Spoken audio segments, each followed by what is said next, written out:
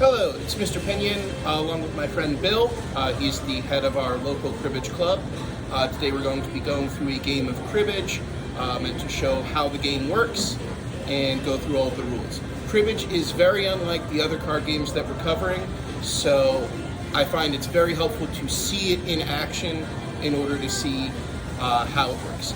At its heart, Cribbage is a game about scoring points by making various combinations of cards in your hand and in the play of the cards. So we're going to play a game of Cribbage, myself and Bill. My cards will be visible so that I can talk through how the game works.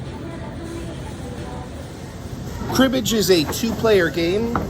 There are 3- and 4-player versions, but we're going to focus on the 2-player version. We begin by cutting for deal, so each of us will pick up. I have the low card, so I will get to deal first. Importantly, in the cut and in every other aspect of the game, an ace is considered the low card. It's a 1, so it's the lowest card. The device between the two of us is called a cribbage board, and it's the way in which we keep score. As we score points, we will move one peg in front of the other, and the goal is to be the first person to reach the end of the game. An ordinary game is played to 121 points. For this one, we're going to play to 61 points. Just to speed up the process. So each player is dealt 6 cards. Since I'm the first dealer, I will get the first crib. What that means is that I'm going to put 2 cards to the side, and Bill will also put 2 cards to the side. We will look back at those cards at the end of the hand, and that will be a third hand that I get to score points for. For reasons that I'll explain later, this is the way I'm going to do this. I'm going to keep these 4 cards and put these 2 cards away. Now we will cut the deck and flip over a card. This is called the starter card, and it acts as the 5th card in each of our hands as well as the crib when we score the hands later. So now we begin the play. In the play, we take turns playing cards, and we announce what the total number is so far. 10. All face cards count as 10, and aces, as they are low, are always 1. 20. 30.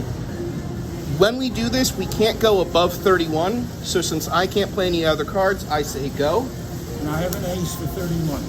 Since he played the last card of a sequence, he would get 1 point, but since he made it exactly 31, that counts for 2 points. Since he would play the last card, I begin the next sequence. We move these to the side. We start over from 0. 9. 19. 29. No. Neither of us can play, so I get a point for the last card of a rally. And since he doesn't have any cards left, I play this last one to get 1 point. So now we do the score of the hands. Here are the things that will score points in the hands. First, for every pair of cards, you get 2 points. 2, 4, 6. Since he's got 3 of a kind, as he showed, that's 3 pairs, so that's 6 points. Next, for every combination of 2 cards or more that add up to exactly 15, you get 2 points. 15, 2, 4, 6. Face cards and 5 is a very good combination. So the total is 12. The other things you can score points for in the hand, we'll see over here. So here I've got 1 pair for 2, 1, 2 15s for 4 points, making a total of 6 so far. And I've got 2 runs, 8, 9, 10, and 8, 9, 10. For any run of 3 or more cards, you score a point for each card in that run. So this is 3 points, this is 3 points. My grand total is 12. Sometimes this kind of combination of a run of 3 with a pair is called a double run, and it will be 3, 6, and the pair makes 8. So I've got a total of 12. Now, the crib, which is the 2 cards I threw away and the 2 cards Bill threw away, will be my next hand. So I've got 1 15, 1 15, and a pair for a total of 6 points. So I move the back peg 6 spaces ahead of the front peg to indicate 6 points. That's the end of the hand. So now it'll be Bill to shuffle and deal. The other things you can score for in the hand are if all 4 of your cards are the same suit, that's a flush for 4 points. If the starter card works as well, that's 5 points. And in one of the more unusual rules, if you have the jack which matches the suit of the starter card, that is worth 1 point. I liken that to in euchre, how the jacks act special. This is another way in which the jacks act special.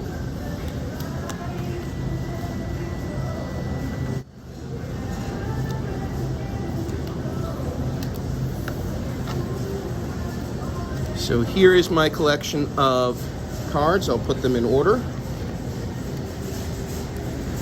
This time I have to throw 2 of them across to Bill. So I want to keep things which will score points. Remember, that's pairs, runs, and 15s. A flush if possible. But I also don't want to help him too much in the 2 cards that I throw away. So I'm choosing to throw these 2. And now hopefully we'll have a little bit more of scoring in play. But we're going to begin with 3. 13. 23. That's a pair. The last 2 cards matched, so I scored 2 points. Just as in the hand, if we were able to fit 3 of a kind in, that would be 6 points, and 4 of a kind would be 12 points. But that can't happen here because another queen would put the count over 31. 27. Go. 28, 29 for 3. He gets 3 points because he gets 1 for the last card of a rally, and 2 because the aces are a pair. I just play the last cards and get 1 point.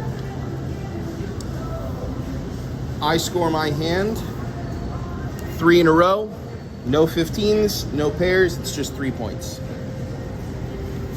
15-2, 15-4, Yep. 15-2, 15-4, and a pair for 6. Okay. The 8 counts as part of each of our hands, but didn't help either of our hands. Maybe it will help him in the crib. You only hope. And it does.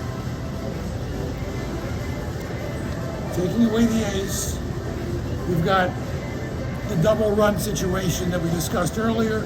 2 for the pair and 3 for each of the 2 runs for a total of 8.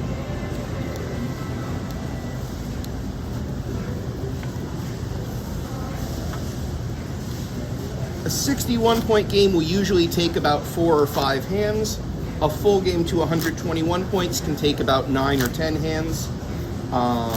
And once you know how the game works, usually takes in the neighborhood of about 20 minutes.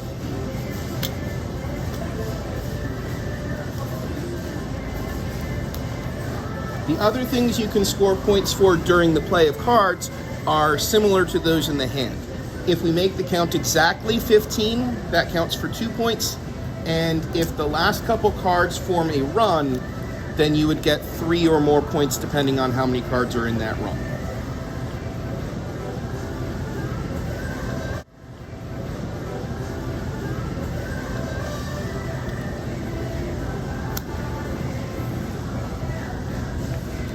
If the starter card happens to be a jack, the dealer gets 2 points automatically. 2. 12. 15 for 2. So he's gotten a 15. 25. 29. Go. 10. 19. 29. The last card is 1 point. I'm going to count my cards. I have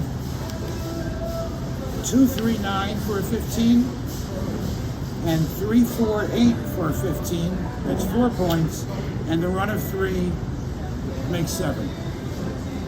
Notice that a card can appear in more than one combination of 15s, and if you've got a run and 15 all at the same time, you can wind up getting a lot of points quickly. Here I have 2 pairs, and I have the jack that matches the starter card. We call this the right jack, for a total of 5 points.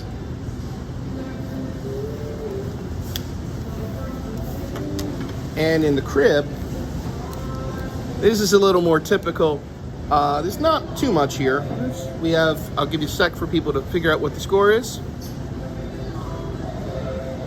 So there's a 15, and there's a run for a total of 5 points. 8, 9, 10 has showed up in each deal. Yeah.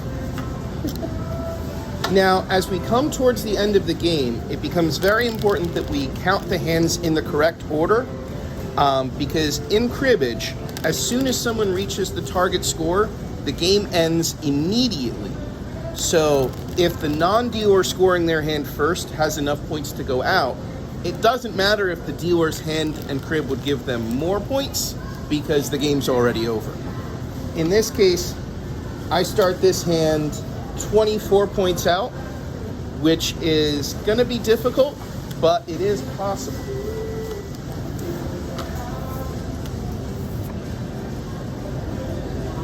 So unfortunately, that's not enough cards for a flush, so I'm not going to bother with that.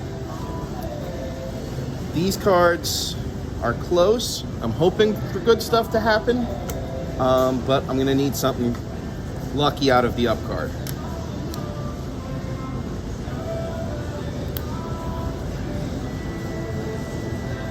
4, 14, 22, 23, 31, 2 points. 1, 7. 8. Unfortunately, all I've got is even cards, and that makes it very difficult to get a 15. So all I have is a pair for 2 points. 3 of a kind is 3 pairs, that's 6 points, and another pair is 8.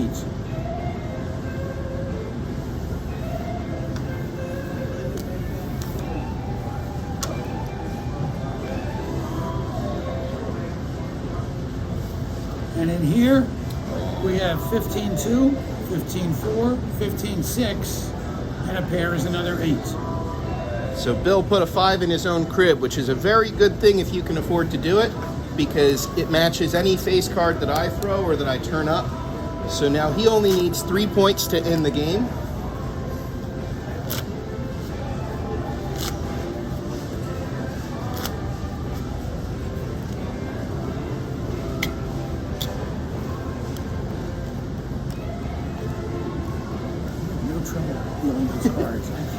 When we play to 121, this line here represents getting to 91 points.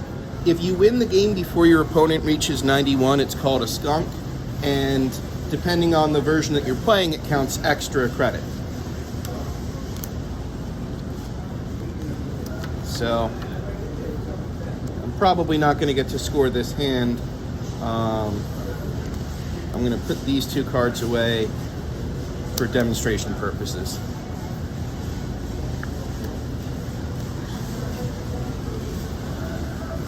10, 16, 26, 30. 31. I feel like he's probably got a 4 left, because that would go very well. But he has 3 hearts, he could have a heart. I'll eat a 10. 12. 16, I get the last card. And because of the cut card, I have even more, but the 4 cards flush is 4 points. The pair makes 6, and then there's 2 15s. Jack, ace, 2-2, and then queen, ace, 2-2. It's a total of 10. I only needed 1. So Bill has won the game. Now I want to show, if the up card, if the starter card had been a 5, I want to show how you can get very powerful hands by runs and 15s and pairs all working together. So this hand, we've got a double run of 4, 4, 5, 6, and a face card. 4, 5, 6 is a run, and it's also a 15. So what we wind up with here is a 15, another 15, another 15. That's 6 points. 2 runs, which makes 12 points altogether, and the pair for a total of 14 points. And if we had even better a hand like this, now you've got 4 runs and 4 15s and a couple pairs. So take a moment, try to figure out what this hand would add up to. And also consider, what do you think would be the best possible hand? And we'll talk about that. All right, Thank you to Bill. Good game. You want to see your crib? Oh yes, the crib, which it was a deuce that was up, so I just have 2 points. Wasn't going to do much. So that's how the game of cribbage works, and I'll have rule sheets and a cheat sheet as to what are the different ways to score points to pass out to the students in my class.